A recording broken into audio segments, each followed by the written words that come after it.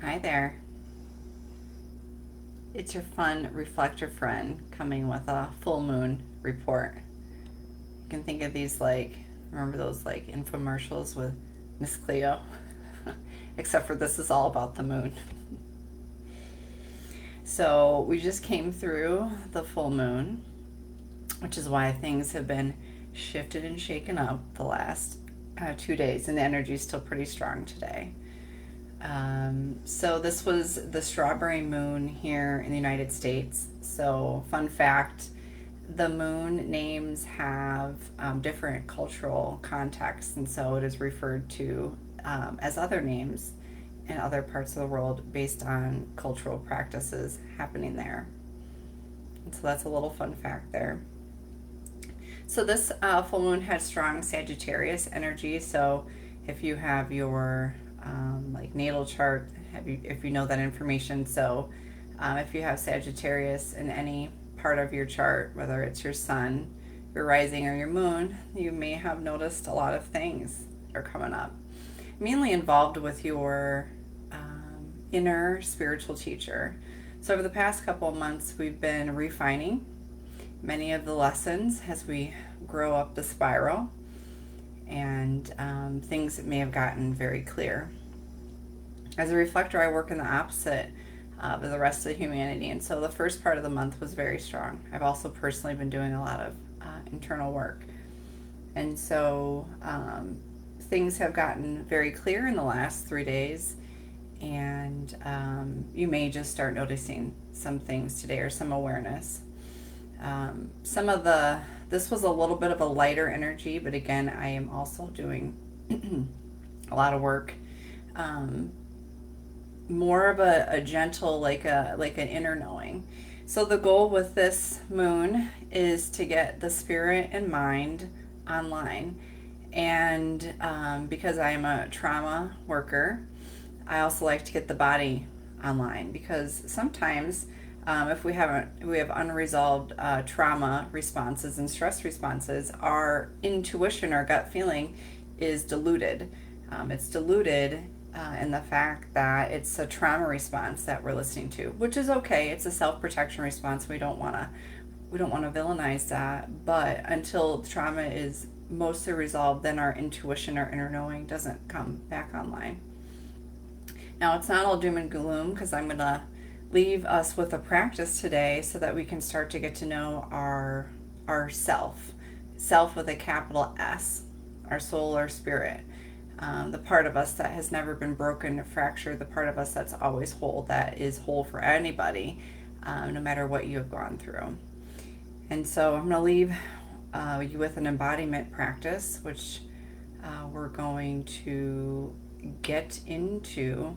The last thing I do want to say about the moon is there may be some stuff coming up about traveling and fun, adventure, and music with this moon, like a creative, adventurous kind of a vibe. So if any of those themes have come up for you in the past couple of days, then that is something to get really curious about. Definitely, for sure. But yeah, this was a really refining one as far as what we've been working on for the past couple months. And so there's anything that these big goals or things that you're kind of working through, the answers got very clear this past full moon. So I'm gonna leave us with a somatic practice, and this can be done standing or sitting down. Sometimes for folks to get in touch with their somatic self, sitting down may be more accessible. And so I'm gonna invite you. I know it's like you're your weird friend on the internet here. It's like, what, Shannon? We didn't even ask for this. What are you doing? I'm giving full moon reports. Okay, that's what we're doing, and I am assisting into getting curious and investigating your authentic yes and your authentic no as you resolve stress and trauma and knowing what that feels like in your body. And so here's a practice. I'm sitting down. I invite you to do the same. I'm noticing my feet on the ground. I'm going to really push into the ground. I'm going to feel that. What does that feel like? Your feet making contact with the ground. Just notice that. When you do these practices, things move through. Your breath changes. You may yawn, you may burp, you may cry, you may have an impulse to move. That is intentional. That is enough of a shift, a micro shift, to start to take a person out of a habitual trauma response pattern, and safely, slowly, intentionally, with co-regulation, start to heal. Noticing my feet on the ground, really pushing my feet on the ground. My feet are bare. I enjoy that sensation of really feeling the feet on the ground. And just notice. I'm going to invite you to notice where your body is making contact with what is supporting you. And then not trying so hard to be any kind of way. So trauma healing and stress relief is about not being calm all the time, but coming into a little bit more ease, a little bit more place and space where you could feel like you can be a little more present, a little bit more here, a little bit more available and welcome in your being. So noticing if there's any part of you that's making contact that's clenched, that's tight.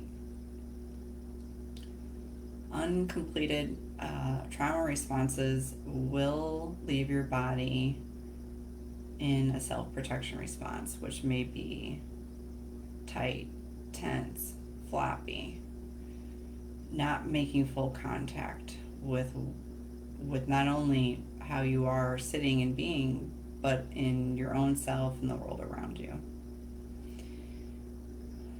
So we're just noticing your seat in the seat. We're noticing if anything's supporting your back, just noticing that. And then making any big shifts that you can be a little bit more available and a little bit more here, or even maybe making a small shift that no one might be able to see. Especially for folks that freeze and have childhood trauma. It may not have been safe to move a muscle. So making some micro movements. Now we're going to notice this energy pattern that comes from our feet to our seat to our gut to our chest to our head. And we're going to notice, if we notice this all together, it may feel like a string is kind of pulling you up a little bit and then down a little bit. Our energy actually circulates around. And so, Shanna, what are you even talking about? To make contact with that, you can notice your core, where our top half of the body meets the bottom half. Notice your core. And just notice what that is like to put the feet, the middle, and the top part of the body together. Now we're going to notice our side body. We're going to expand into our side body. Sometimes we can clench and freeze. We shrink to fit into spaces and places. Symbolically, our side body represents those that support us, friends, family, colleagues, mentors, those in our daily life that support us. Bring to your mind's eye those people and imagine them here with you right now. What does that feel like? We're just noticing. We're dropping from the mind and the stories and the chatter into the body. We're going to notice our back body. We sometimes lose the fact that we even have a back body. We're going to notice our back body. Symbolically, our back body represents our ancestors. Maybe your ancestors are not safe to think about. All healed ancestors. Those that came before you. Those that are with you to support you and that have your back. So we're noticing our back body. Now we're going to notice our front body. We forget that we have a front body. We're going to bring our attention to the front sides of ourselves. Just notice what that feels like. Our front body represents those that will come after us. All future kin.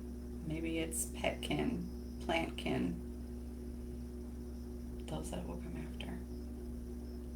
We're going to put these parts of our body together into one somatic self. So again, we're going to notice our feet in the ground, our core, our head. We're going to notice our side body, our back body, our front body. We're going to bring these together, all together. Notice. This is your somatic self. This is what contains all of your parts, anxieties, worries. This is another safe place to be.